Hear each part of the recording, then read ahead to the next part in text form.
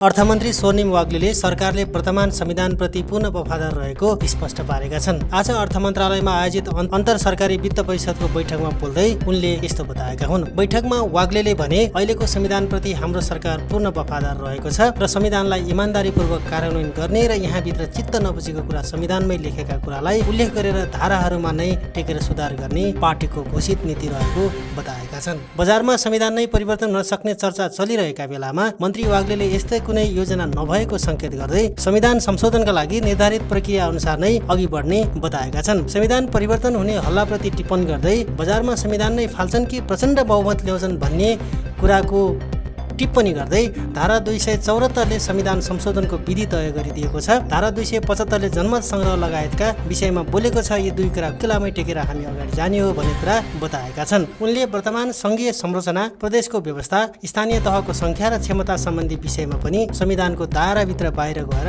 कुनै कदम नचालिने प्रश्न पारेका छन्। अर्थमन्त्री वाग्लेले भनेका छन्, अहिलेको संघीय ढाँचा, प्रादेशिक संरचना, स्थानीय सरकारहरूको संख्या, उनीहरूको ल्याकतका बारेमा पनि हामी संवैधानिक फ्रेमभन्दा बाहिर गएर हामी गर्दैनौँ, उनले बताएका छन्।